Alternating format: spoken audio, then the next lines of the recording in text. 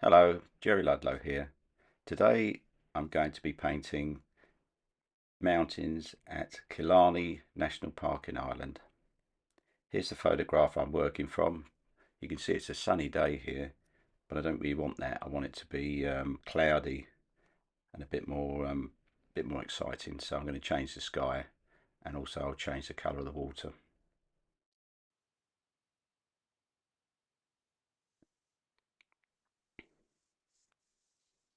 I'm using Saunders Waterford 150 pounds rough and using a 4B pencil, which I quite like to use. They're quite soft. Starting with the horizon line, which is lower, so I want plenty of sky to be shown in this painting. And the main mounting slightly to the left, with the background mountains quite a bit in the distance.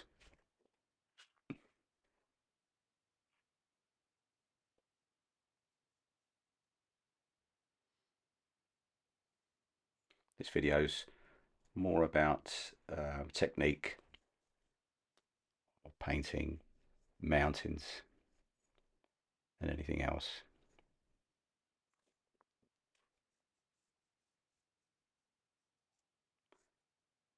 In the foreground, I'm going to be putting in just a few rocks, all quite large.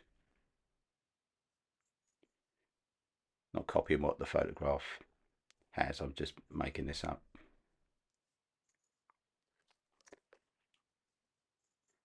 I want the rocks to be predominantly to the right hand side.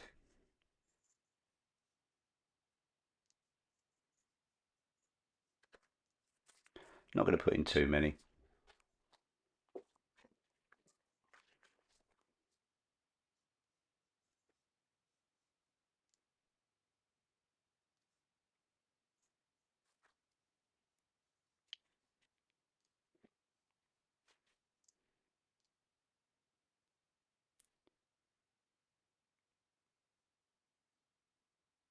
Not really too much to draw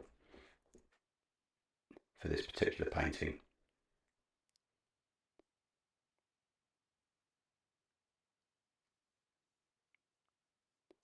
And I just decided to move the horizon line slightly down, so I'll leave gaps on that line above it.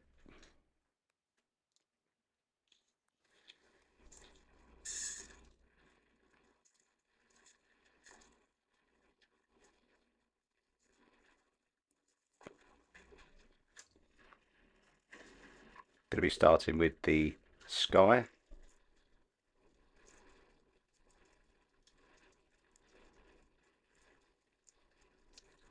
and using Payne's grey, quite watery.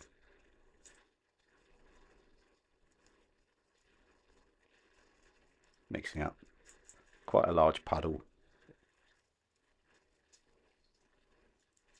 and introducing just a little lavender.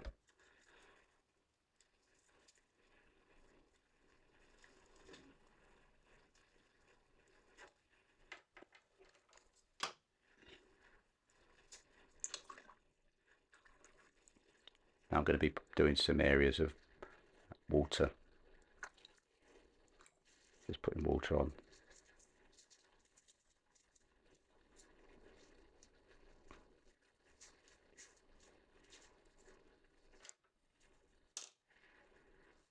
There's still some paint in the brush I used for the water from a previous painting, so I'll keep that. That's quite nice. And now add in the Payne's grey mixture, keeping the cloud shapes.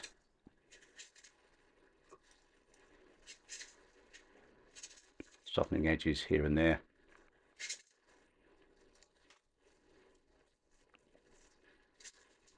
Don't want it to look like a stormy sky, really, just heavy clouds.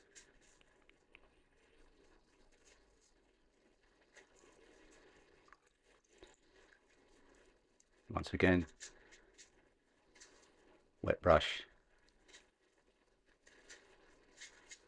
just losing some of that hardness, some of those edges.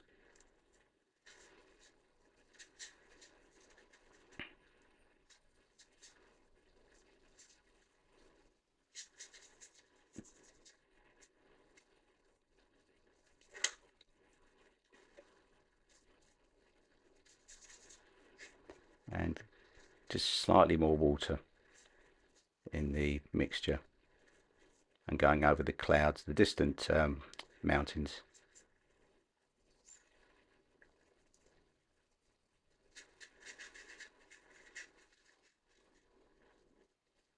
So quite a quick sky.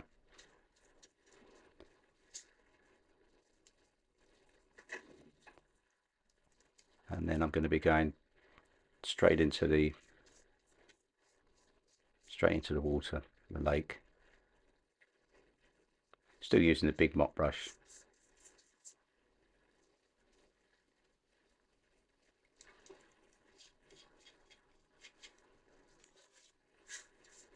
Popping some water in. I want to have kind of bands of this colour, which would be representing the shadows of the clouds above. So a nice deep mixture going on for the second time on the water.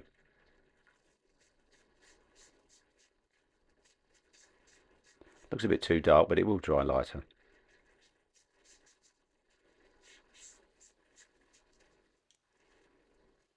And those gaps that I'm leaving represent the reflections of the clouds.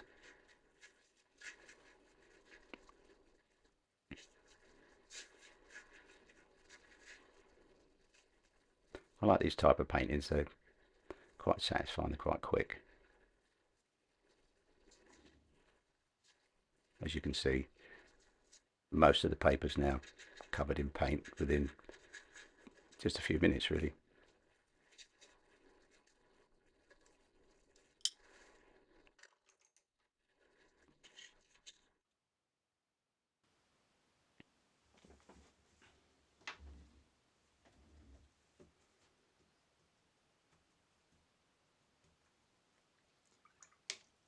Now I'm going to start working on the mountains at the back. The main mountain just middle right. Now I'm going to be using one of the ready-made greens, Hooker's green, and some raw sienna, just to put a first wash on there. Going to be working wet in wet on this particular mountain.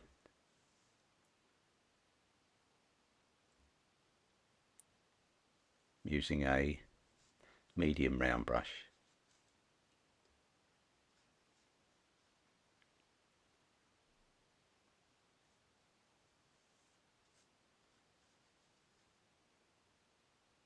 When I'm doing things like mountains and rocks and things, I don't always use new brushes. This is quite an old worn one.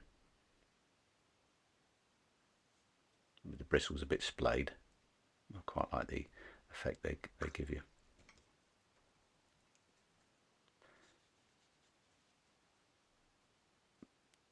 Now I'm varying the mixture here, putting some of the blue mixture that I use for the water and the sky.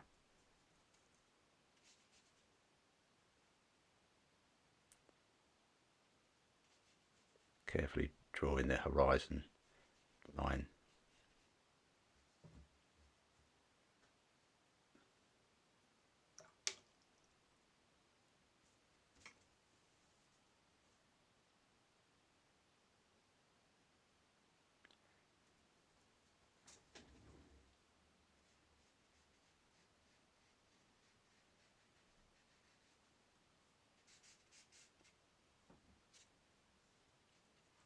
Just straightening the line up.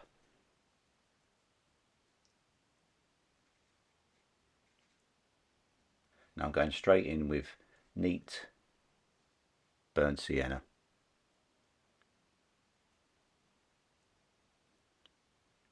And a little bit of neutral tint. And the wash underneath is still very wet. And this is very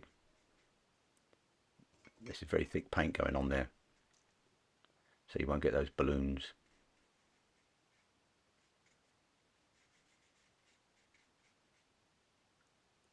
Looking at the photograph just for an idea of some of the colours.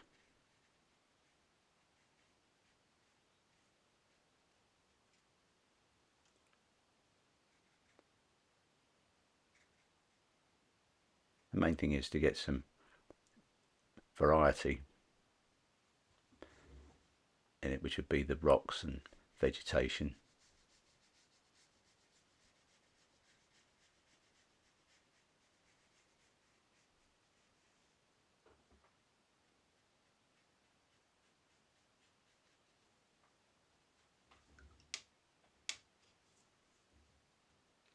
See how it's already standing out against the very light sky.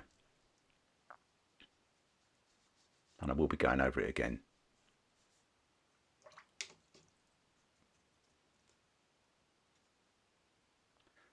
Now going in with the foreground with some really warm colours. This is burnt sienna. I'll be using raw sienna and raw umber. This will really stand out.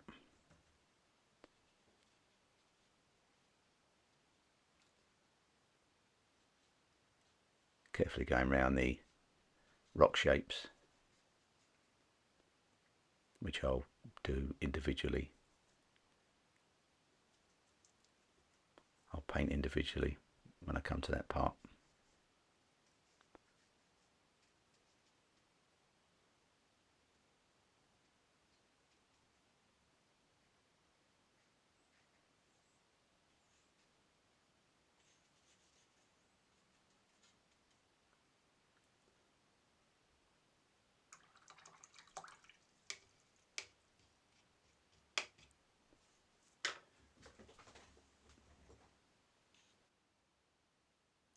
Just let that dry.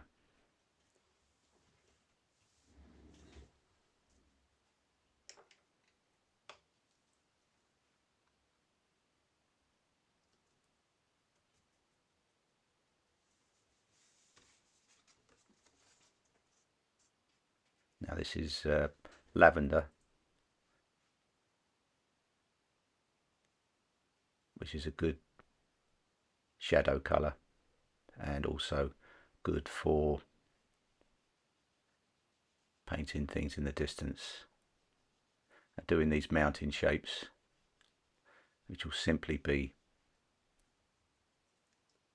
lavender and just a little bit of that mixture that I had there from the sea and the sky. See how they look way in the distance. Very cold colour.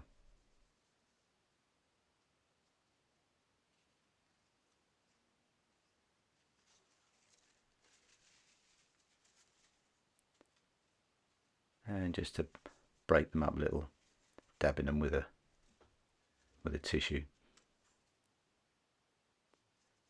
Put some variety in that grey colour.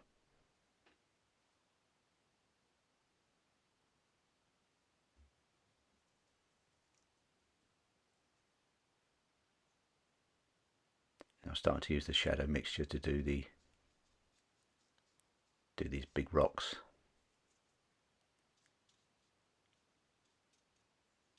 Now I'm mindful when I'm doing the rocks that where the light's coming from. The light's coming from the right, so the darkest part of the rock is obviously going to be from the left, so I'm just mindful of it getting darker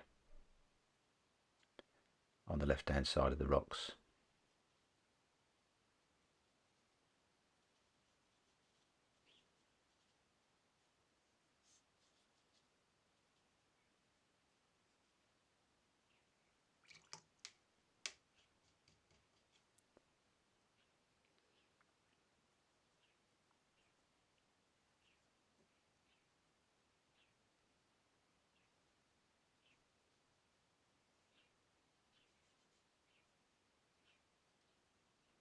just blending it in.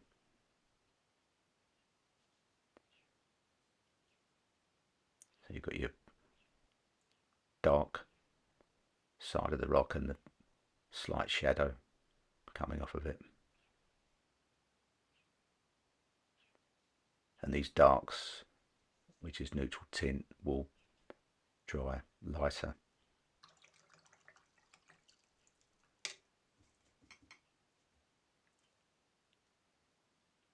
Try to do the rocks different sizes. And if you're only doing a few rocks, just do a large one, a medium one and a small one. Try to avoid doing two the same.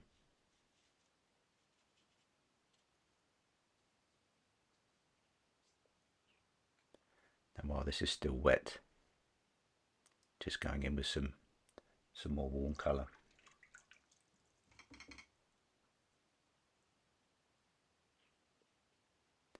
And blending in with water these rocks, losing the hard edge.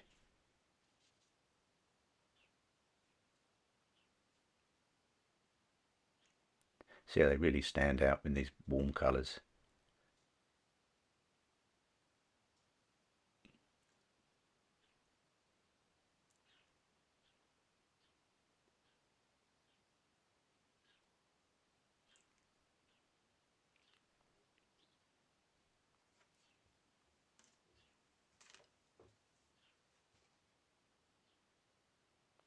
If you look at the picture, at the painting overall, you'll see that on the left hand side there's more darks in the sky, and on the right hand side is where there's more rocks and sand and things, and it kind of balances itself out.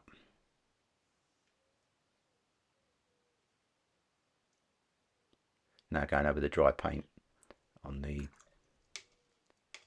main mountain with quite strong paint and blending it in.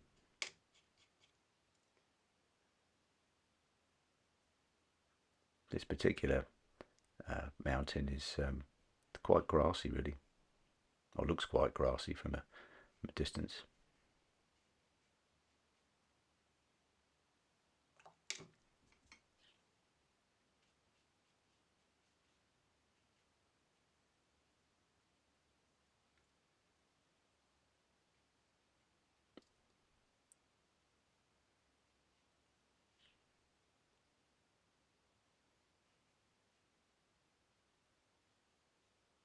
Just putting abstract shapes on these areas.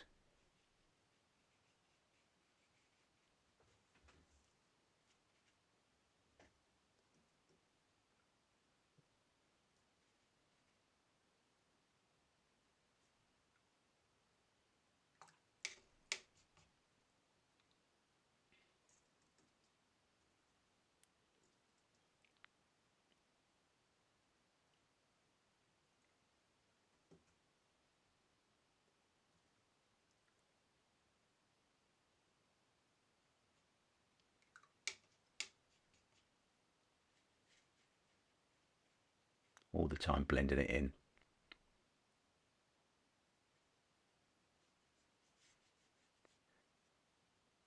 Just want a few hard edges here and there.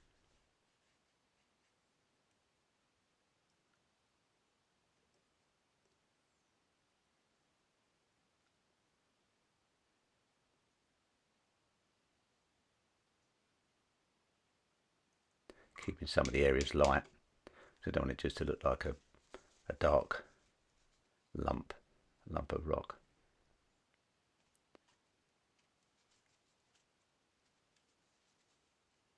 Just pulling some of the colour off with a clean tissue.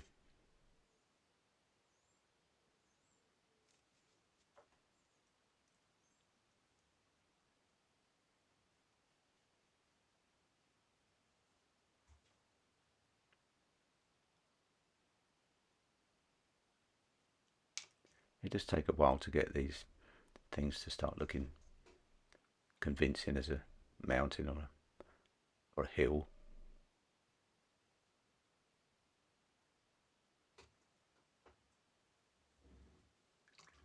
And you can see how the distant mountains now have really receded into the distance. Now they're drying.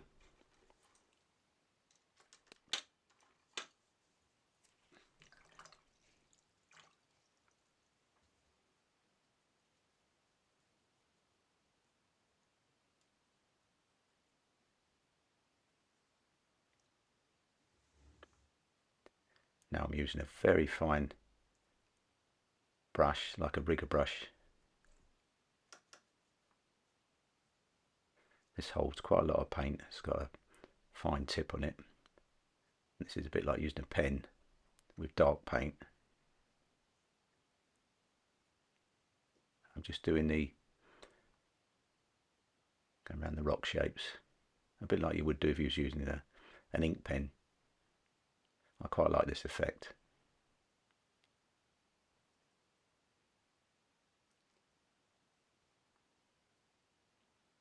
I will be doing some future paintings in pen and wash, which I enjoy doing.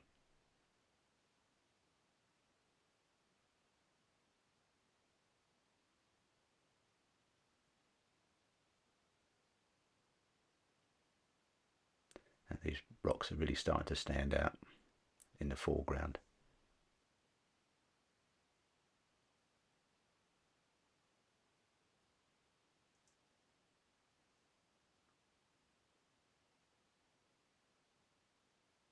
Still need a bit of restraint with this and not go too mad.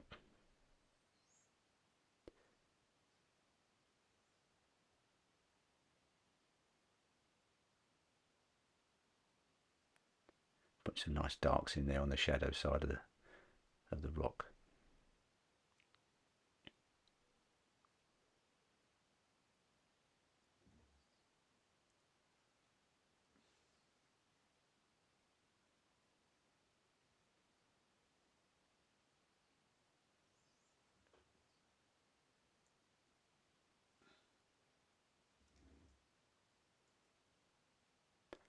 Just a few dark marks in the distance. They could be anything you want it to be in your imagination when you're looking at the painting as a whole. But they just add a bit of interest.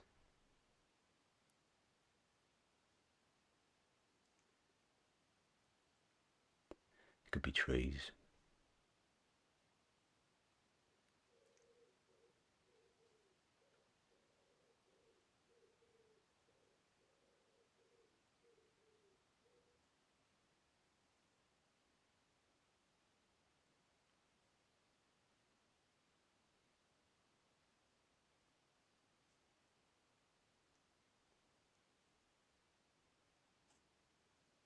Once again, try not to get too carried away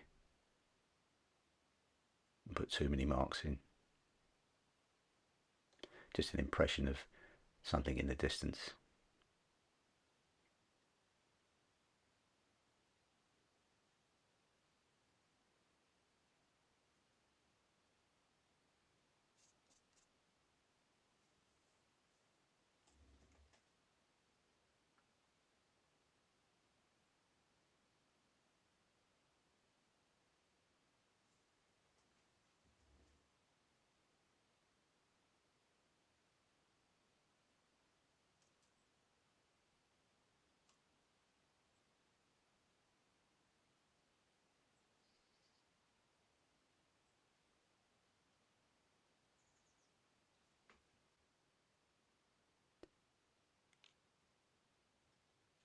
Trying to take my own advice and not fiddle about too much. Here's the completed painting. I'm quite happy with the mountain. The colours have merged well to make it convincing. And the sky looks good considering that I had a dirty brush to do the whites. That worked out quite well. The foreground looks like it's a long way from the other side of the water. Happy with that. And the light rocks add to that feeling of space within the painting. I really enjoyed painting this, and I hope you have a go yourself. Until next time.